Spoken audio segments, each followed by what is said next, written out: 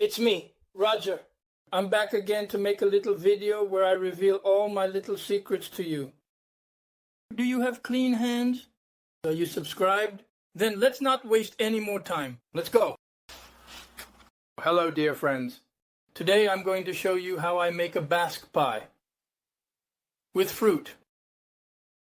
To make this magnificent and delicious pie, of course we need a quality short crust pastry and a pastry cream.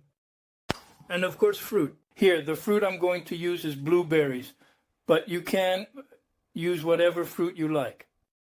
If you don't know how to make a good short crust pastry or a good pastry cream, I'll give you the links right here at the top or below the video where you'll be redirected to the videos to make these two things. In the meantime, I'll show you how I do it. Let's go! On my work surface, I've placed two sticks that are 1 or 2 millimeters thick. In the middle, of course, I'm going to put enough flour. In the middle, I'll place my short crust pastry, which I put in the fridge for a while so it would become a bit firmer. Now I'm going to sprinkle more flour on top. I'm going to roll it out.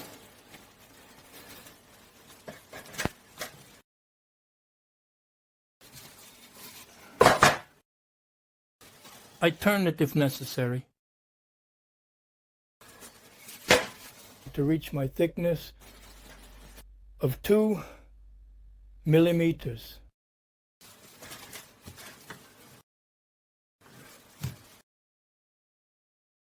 And there we go, it's done. Next, I take my ring mold.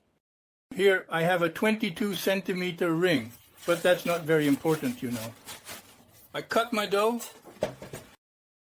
Of course, I remove all the excess around the edges.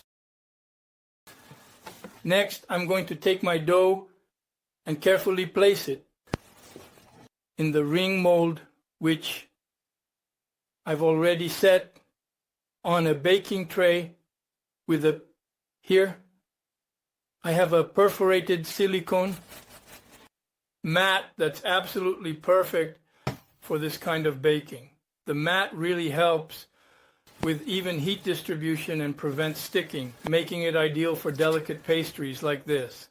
And now I'm going to make the edges. I take my dough again and gently roll it out once more to also get a thickness of exactly 2 millimeters, just like before, like this, nice and even. Then I'll cut strips that are about, 2 fingers wide. Give or take.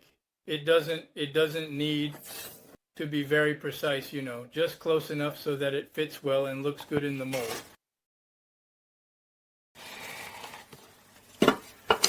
Of course, I carefully trim the edges.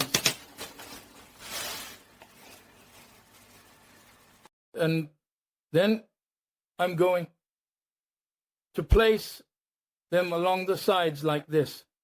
Of course, I made sure to grease my mold well beforehand.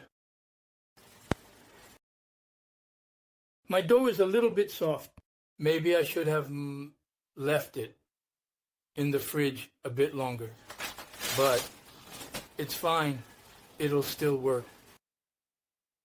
And I do this all the way around my ring mold. And now, using a piping bag, I'm going to spread a layer of pastry cream over the entire surface.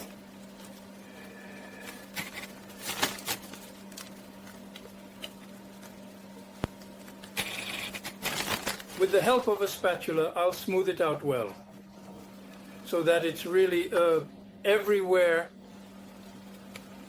and so that there's an even layer all over. Now I'm going to sprinkle my cake with blueberries, making sure to add plenty.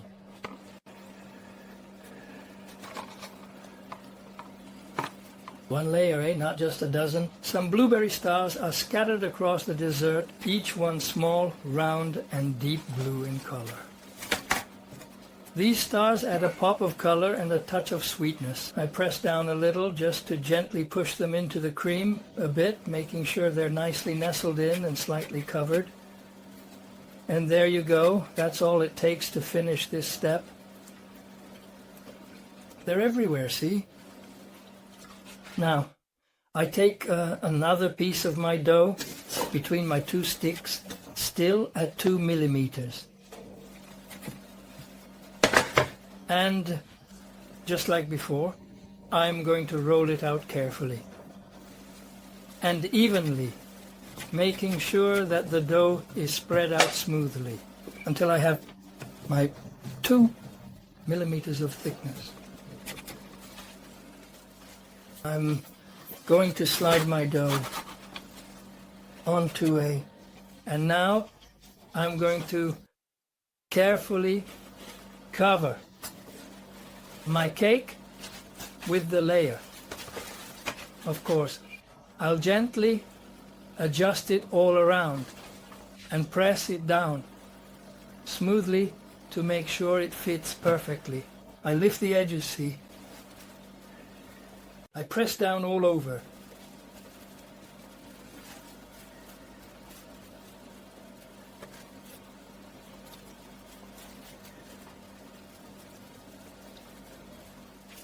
With a small knife, I'm going to cut off the excess dough all around.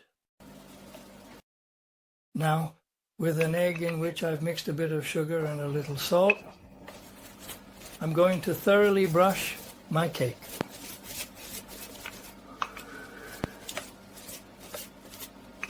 All over, okay. Make sure there's enough. Next, I'm going to mark the edges with a fork, like this, to make a little pattern. I do this all the way around.